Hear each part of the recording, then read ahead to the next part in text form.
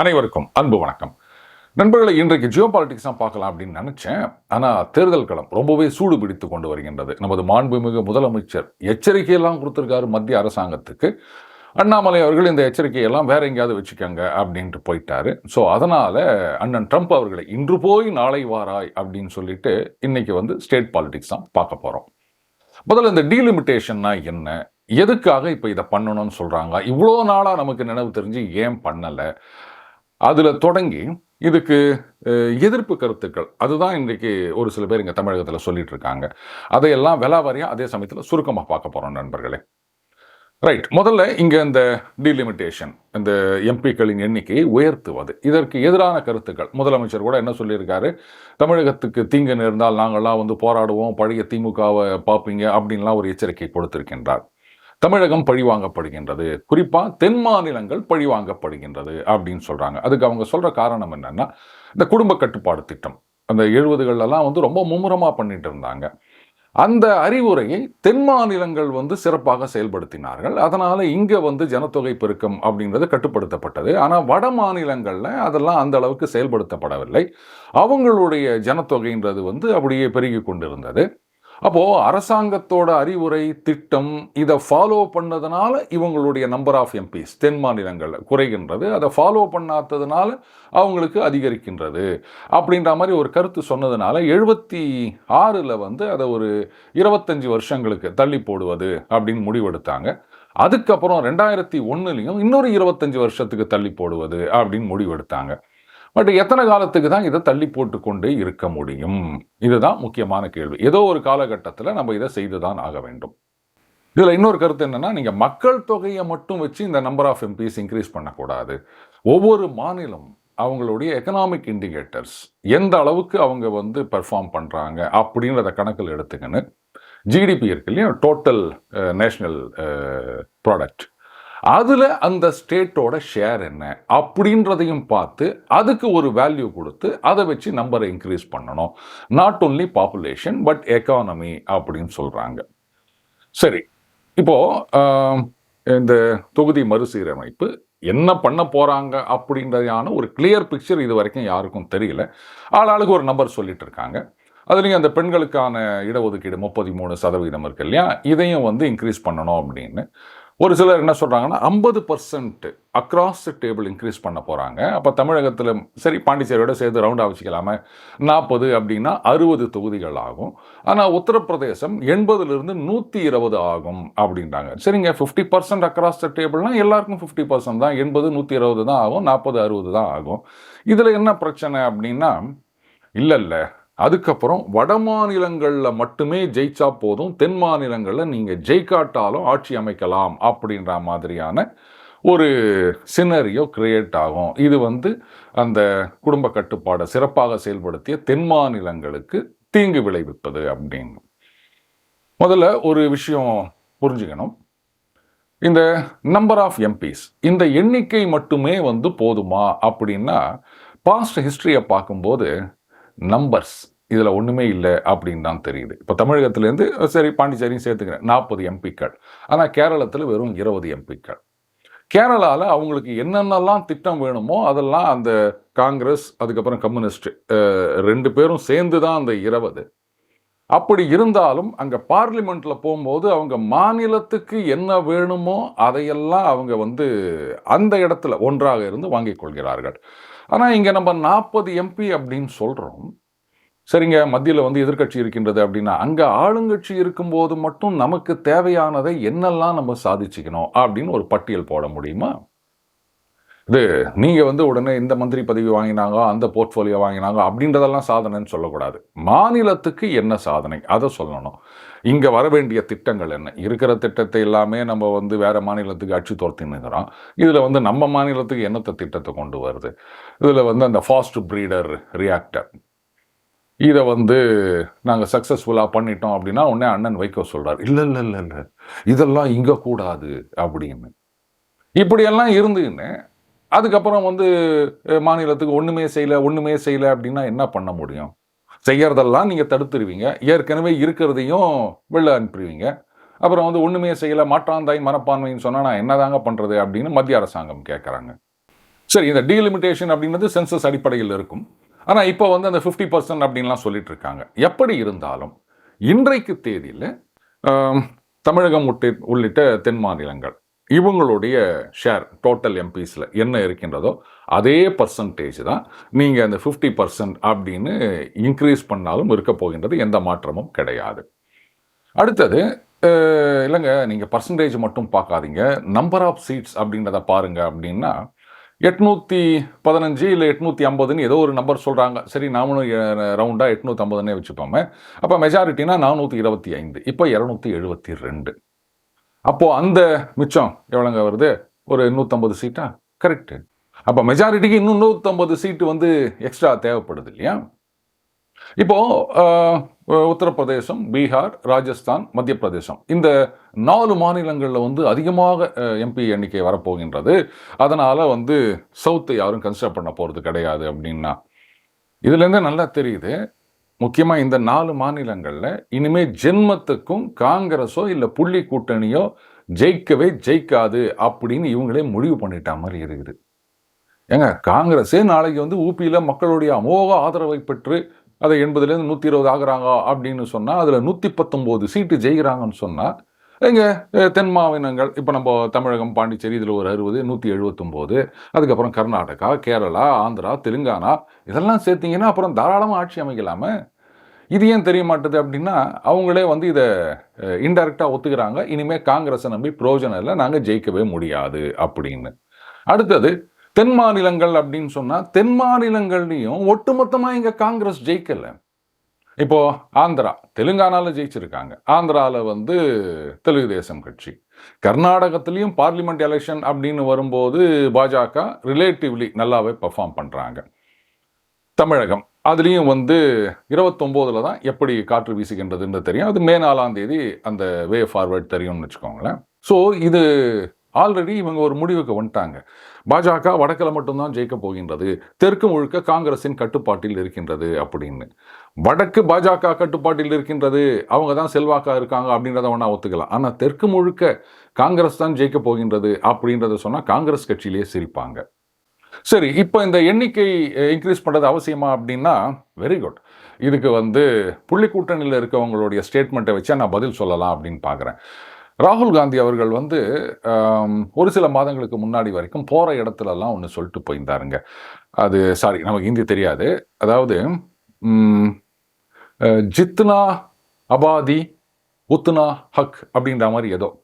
இங்கே தமிழில் சில பேர் சொல்லுவாங்க, தலையை எண்ணி வடைய கொடு அப்படின்னு. அந்த மக்கள் தொகையில் எத்தனை % இருக்காங்களோ அதுக்கேற்ற மாதிரி அவர்களுக்கு இந்த அரசாங்க பதவிகளில், அந்த அரசு வேலைகளில் இடஒதுக்கீடு வேண்டும். இதுதான் அவர் சொன்னதுடைய அர்த்தம்.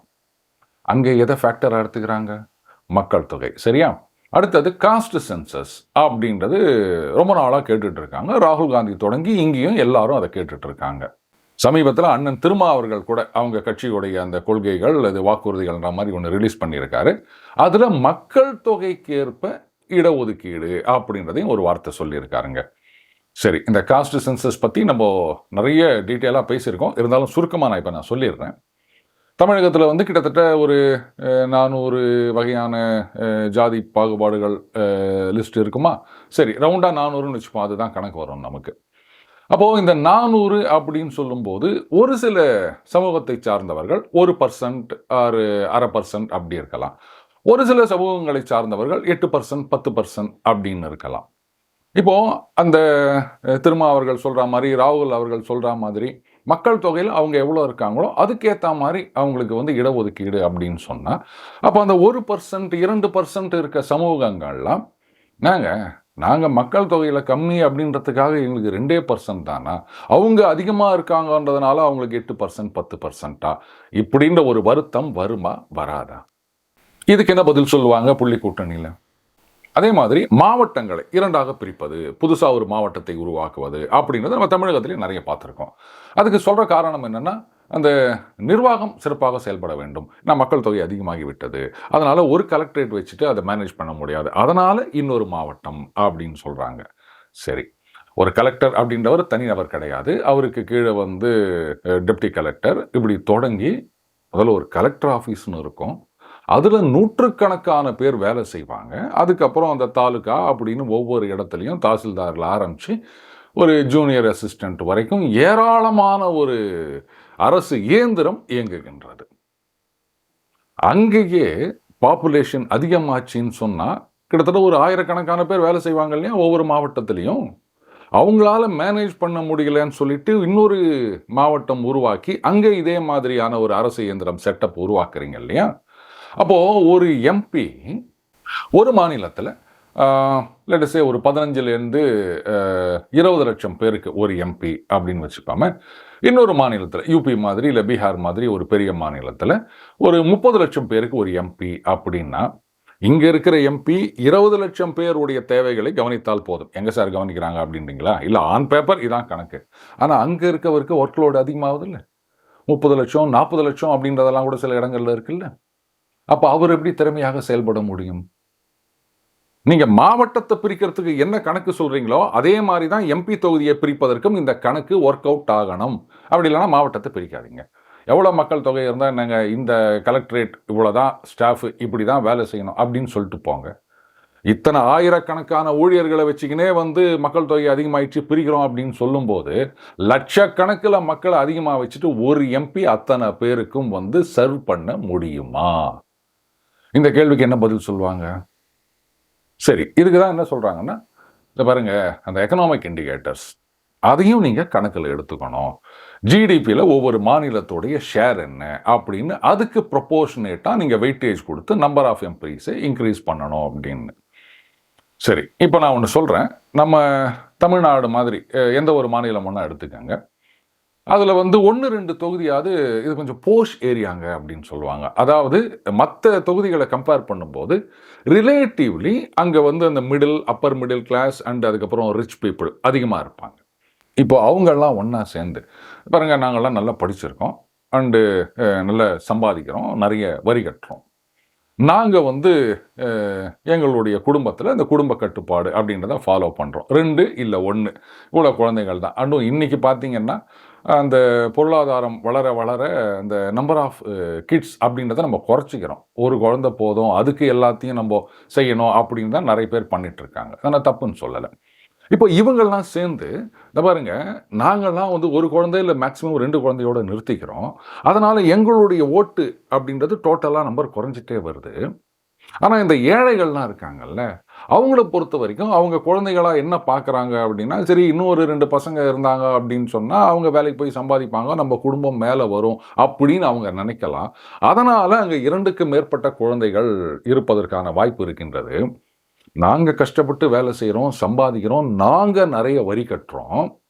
ஆனால் அவங்க வரியே கட்டுறது கிடையாது, வருமான வரி. ஏன்னா வரி கட்டுறோம்னு சொல்கிறவங்களாம் இதைத்தான் சொல்கிறோம். மற்றபடி தீப்பெட்டிலேருந்து எல்லாத்துக்கும் எல்லாரும் தான் வரி கட்டினுக்கிறோம். அதனால் நாங்கள் எவ்வளோ வரி கட்டுறோமோ அதுக்கேற்ற மாதிரி எங்கள் ஓட்டுடைய வேல்யூ 1, ஒரு ஆளுக்கு 1 அப்படின்றத 1.2 1.3 அப்படின்னு மாற்றுங்க. ஏன்னா நாங்கள் தான் இந்த மாநிலத்தின் வளர்ச்சிக்கு, தொகுதியின் வளர்ச்சிக்கு நிறைய கான்ட்ரிபியூட் பண்ணுறோம் அப்படின்னு சொன்னாங்கன்னா அந்த ஆர்கியூமெண்ட்டை தப்புன்னு சொல்ல முடியுமா? அதே மாதிரி தான் இருக்குது. ஜிடிபியில் எங்கள் ஷேர் எவ்வளவோ அதுக்கேற்ற மாதிரி எங்களுடைய அந்த நம்பர் ஆஃப் எம்பிஸ் இன்க்ரீஸ் பண்ணுறதை கணக்கு எடுத்துக்கணும் அப்படின்றது.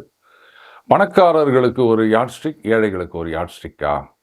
ஓட்டு போடுவது அப்படின்றது ஏழை பணக்காரர் எந்த வித்தியாசமும் கிடையாது. எல்லாருக்கும் ஒருத்தருக்கு ஒரு ஓட்டு தான். ஒத்துக்கிறீங்கல்ல?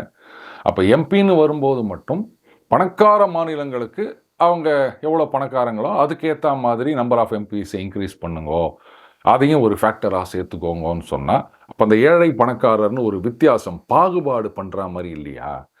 இது அந்த சோஷலிச கம்யூனிச சித்தாந்தத்துக்கே எதிரானது. இதை நம்ம சகாவு டோலர்கள்லாம் எப்படி ஒத்துப்பாங்க அப்படின்னு எனக்கு தெரியல. ஆனால் அவங்களும் இப்படி தான் கோஷம் போட்டுட்ருக்காங்க. பிரச்சனையே என்னென்னா, இங்கே எந்த ஒரு திட்டம் கொண்டு வந்தாலும் அதனுடைய இம்ப்ளிகேஷனை முழுமையாக ஆராய்வதில்லை. இந்த நேரத்தில் நமக்கு இது சாதகமா பாதகமா அவ்வளோதான். உடனே அதை எதிர்ப்பதற்கான காரணங்களை நாமளாக ஏதாவது கண்டுபிடிச்சி இது பாருங்கள் இதனால் நாங்கள் எதிர்க்கிறோம். எதுவுமே கிடைக்கல அப்படின்னு சொன்னால் பாருங்க, தெற்கு தேய்கிறது வடக்கு வாழ்கிறது அப்படின்னு சொல்லிட்டு போயிட வேண்டியது தான். இப்போது வட மாநிலங்களுக்குத்தான் அதிகமாக எல்லாம் கொடுக்குறாங்க, தென் மாநிலங்களுக்கு எதுவுமே கொடுக்கறதில்ல, மாற்றாந்தாய் மனப்பான்மையுடன் நடந்து கொள்கிறார்கள் அப்படின்னு சொன்னால் எப்படிங்க தென் மாநிலங்கள் தான் வந்து எல்லா இண்டிகேட்டர்ஸ்லையும் முன்னணியில் இருக்கின்றது, பொருளாதாரத்தில் வேகமாக வளர்கின்றது, கல்வியில் வளர்கின்றது அப்படின்னா எங்கேயோ ஒரு டிஸ்கனெக்ட் இருக்கா மாதிரி தெரியலையா உங்களுக்கு? ஒண்ணுமே செய்யல தென் மாநிலங்களுக்கு அப்படின்னா அப்புறம் எப்படி இதெல்லாம் சாத்தியமானது? அடுத்தது நம்பர் ஆஃப் எம்பிஸ். இதை மட்டுமே வச்சு நீங்க வந்து ஒரு மாநிலத்துடைய வளர்ச்சியை நிர்ணயிக்க முடியுமானா கிடையாது. இப்போ வடகிழக்கு மாநிலங்கள் எடுத்துக்கங்க. ஒரு எம்பி, 2 எம்பி இப்படிலாம் இருக்காங்க. அவங்கெல்லாம் நீங்க வடக்க விடுங்க. பாருங்க, தமிழகத்தில் வந்து 39 எம்பிக்கள் இருக்காங்க. ஆனா எங்க மாநிலத்தில் 2 எம்பிக்கள் தான் இருக்காங்க. இப்போ ஒரு மத்திய அரசாங்கம் திட்டம் கொண்டு வராங்க அப்படின்னு சொன்னா 39 எம்பிக்களோட குரல் எடுபடுமா, இல்ல 2 எம்பிக்களோட குரல் எடுபடுமா? அதனால எங்களுக்கும் 39 வேணும் அப்படின்னு அவங்க என்னைக்குமே சொல்றது கிடையாது. அவங்க மாநிலத்துக்கு என்னென்னலாம் தேவைகள் வேணுமோ அதை அவங்க பாராளுமன்றத்தில் குரல் கொடுத்து அவங்க வாங்கிட்டு போறாங்க. சொல்ல போனா காங்கிரஸ் ஆட்சியில் இருந்த வரைக்கும் இந்த வடகிழக்கு மாநிலங்களை ஒண்ணுமே கண்டுகல அவங்க. பாஜக ஆட்சிக்கு வந்த பிறகுதான் சொல்லப்போனா அந்த ஒட்டுமொத்த வடகிழக்கு மாநிலங்களுடைய எல்லா எம்பிக்களையும் சேர்த்தாலும் ஒரு பெரிய அளவில் வரப்போறது கிடையாது. அதனால அங்க கான்சென்ட்ரேட் பண்ணணும் அப்படின்ற ஒரு நெசசிட்டி கிடையாது ஒரு அரசியல் கட்சிக்கு. புரியுதுங்களா? அந்த அதர் ஹேண்ட் நிறைய எம்பிக்கள் இருக்க மாநிலங்களில் மட்டும் நம்ம கான்சென்ட்ரேட் பண்ணுவோம் அப்படின்னு பாஜக செஞ்சுட்டு இருக்காங்க. நீங்க கேரளம் 20 எம்பிக்கள், அங்கேயும் மும்முரமா வந்து வேலை பார்த்துட்டு இருக்காங்க. தமிழகத்தில் இப்படி தெற்கு மாநிலங்களிலும் எல்லா இடங்களிலும் பாஜக ஜெயிக்கணும் அப்படின்னு தானே அவங்க பார்த்துட்டு இருக்காங்க.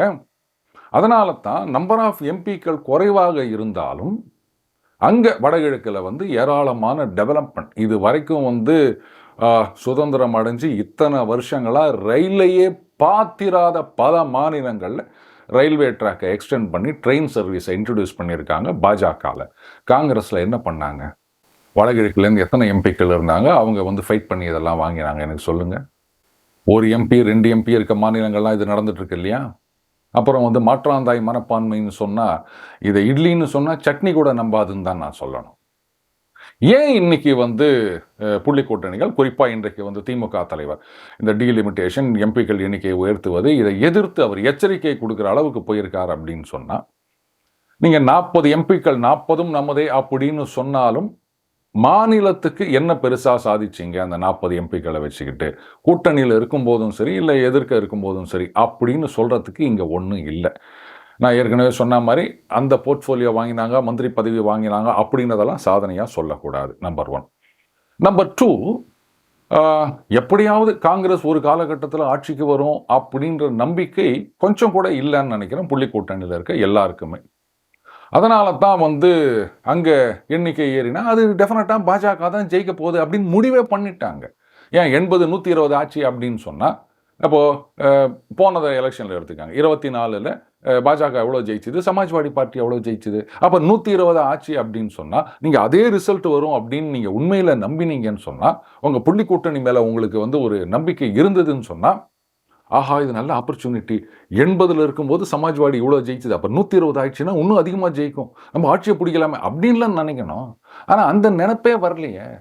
நீங்கள் 120 இல்லை, அதை வந்து 200 ஆக்கினாலும் அங்கே பாஜக தான் ஜெயிக்கும் தானே எல்லாம் நினச்சி நிற்கிறீங்க.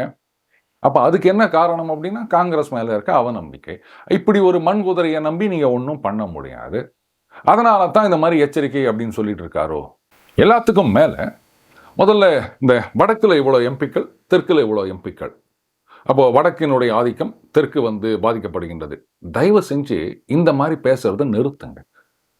சொல்லப்போனால் இன்றைக்கும் அப்படித்தான் இருக்கின்றது.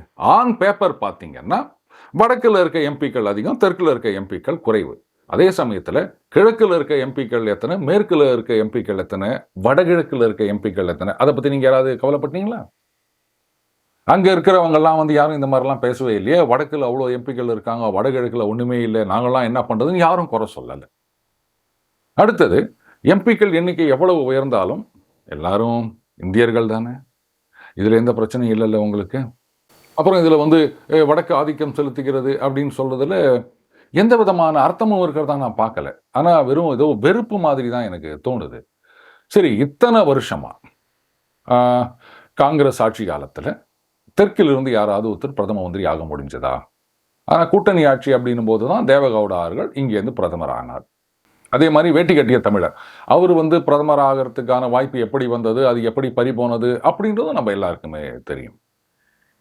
அப்புறம் இதில் வந்து வடக்கு ஆதிக்கம் அப்படின்னு சொல்றதுல என்ன அர்த்தம் இருக்கு? சரி, நான் இன்னொன்று சொல்லவா? இது வந்து ரொம்ப ஆச்சரியமான ஒரு விஷயமா இருக்கும். வடக்குல இருக்க எம்பிக்களை வச்சு வடக்குல மட்டுமே ஜெயிச்சு ஒருத்தர் வந்து ஆட்சி அமைச்சிடலாம் அப்படின்னு நீங்க சொன்னீங்கன்னா, வாஜ்பாய் அவர்களுடைய ஆட்சியை கவிழ்த்தது ஜெயலலிதா அவர்கள். என்ன காரணத்துக்காக கவிழ்த்தார் அப்படின்னு நமக்கு தெரியும். இங்க இருந்த திமுக அரசை டிஸ்மிஸ் பண்ணணும் அப்படின்னாங்க. அவர் வந்து முடியாதுன்னு சொன்னாரு. அதனால ஆட்சியை வாபஸ் பெற்றுக் கொண்டார்கள். சரி. அதுக்கப்புறம் மறுபடியும் பாஜக ஆட்சிக்கு வருகின்றது. அதுல வந்து திமுக கூட்டணியில வந்து அமைச்சர்களாக இருக்கின்றார்கள். 2004 எலெக்ஷன்ல 2 மாநிலங்களுடைய முடிவு தான் பாஜக ஆட்சிக்கு முடிவு கட்டியது. அந்த 2 மாநிலங்கள் எது தெரியுமா? ஒன்றிணைந்த ஆந்திரா, தமிழ்நாடு. இந்த 2 மாநிலத்துல என்டிஏ, அதாவது பாஜக கூட்டணி ஜெயித்திருந்தது அப்படின்னு சொன்னா பாஜக ஆட்சி தான் தொடர்ந்து இருக்கும். ஆனா இந்த 2 மாநிலங்கள் அப்படியே மாறிவிட்டதனால தான் காங்கிரஸ் ஆட்சிக்கு வர முடிந்தது. ஸோ இவங்கெல்லாம் சொல்ற மாதிரி வடக்குல மட்டுமே ஜெயிச்சா போதும், வடக்கு தான் வந்து எல்லாத்தையும் டிசைட் பண்றது அப்படின்றது கிடையாது நண்பர்களே. தெற்கு நம்பர் கம்மியா இருந்தாலும் தெற்கு தான் யார் ஆட்சிக்கு வருவது, யார் வெல்ல போவது அப்படின்றத முடிவு செய்தது. இந்த மாதிரி பல உதாரணங்களை சொல்லலாம் நம்ம. அதனால இந்த வடக்குல இத்தனை எம்பிக்கள் இருக்காங்க, அதனால வடக்கு தான் ஆதிக்கம் செலுத்தும், இதெல்லாம் சும்மா. உடனே சொல்லுவாங்க பாருங்க, அங்கே வடக்கில் இருக்கவங்க வந்து ஆட்சிக்கு வருவதனால தான் வந்து அங்கே போர்லி பெர்ஃபார்மிங் வட மாநிலங்கள் அதுக்கு வந்து ஃபினான்ஸ் கமிஷனில் நிறைய செலவு பண்ணுறாங்க அப்படின்னு. இதுவும் வந்து திருப்பி திருப்பி திருப்பி திருப்பி பொய்யை தான் பேசிட்டு இருக்காங்க. இந்த ஃபினான்ஸ் கமிஷன் ஃபார்முலா அப்படின்றது ஏதோ பாஜக ஆட்சிக்கு வந்த பிறகு கொண்டு வந்தது அப்படின்னு நினைக்காதீங்க. பாஜக ஆட்சிக்கு வருவதற்கு முன்னாடி காங்கிரஸ் ஆட்சி காலத்திலேருந்தே இந்த மாதிரி தான் அந்த ஃபினான்ஸ் கமிஷன் ஃபார்முலா அப்படின்றது இருக்கு.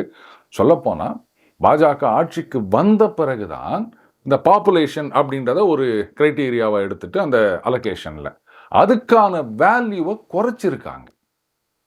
ஸோ பாஜக வந்த பிறகு இந்த ஃபினான்ஸ் கமிஷன் ஃபார்முலான்றது ட்வீக் செய்யப்பட்டுள்ளது. அதாவது இந்த நல்லா பெர்ஃபார்ம் பண்ணுகின்ற மாநிலங்களுக்கு ஆதரவாக. அதை புரிஞ்சுக்கணும். அதனால எல்லாரும் ஏதோ வட மாநிலங்களுக்கு தூக்கி கொடுத்துட்டாங்க, ஒண்ணுமே பெர்ஃபார்ம் பண்ணாதவங்களுக்கு தூக்கி கொடுத்துட்டாங்க அப்படின்னு சொல்றதும் கட்டுக்கதை. அதே மாதிரி இப்போ யூபி பார்த்தீங்கன்னா இந்த இண்டிகேட்டர்ஸ்லாம் வந்து முன்னாடி எங்கேயுமே இருக்காது, அது கடைசியில் எங்கேயோ இருக்கும், நம்ம சிஎஸ்கே கரண்டாக இருக்க மாதிரி. ஆனால் இப்போ முதல் 5க்குள்ள முதல் 3க்குள்ள அப்படின்னு முந்திக் கொண்டு வருகின்றார்கள். இதுக்கெல்லாம் என்ன காரணம்? அண்ட் விரைவிலேயே பீகாரும் அந்த மாதிரி வரப்போகின்றது. அதையும் நீங்கள் பார்க்க தான் போறீங்க. அப்போ காம்படிஷன் அப்படின்றது அதிகமாகி கொண்டு வருகின்றது. எல்லாரும் பெர்ஃபார்ம் பண்ணணும் அப்படின்னு நினைக்கிறாங்க. நீங்கள் பெர்ஃபார்ம் பண்ணாத ஸ்டேட்ஸுக்கு கொடுக்குறீங்க அப்படின்னா, இன்றைக்கி தமிழகத்தில் வந்து வரி வருவாய் ஈட்டி கொடுக்கின்ற முதல் 3 மாவட்டங்கள்னு எடுத்துக்காங்க.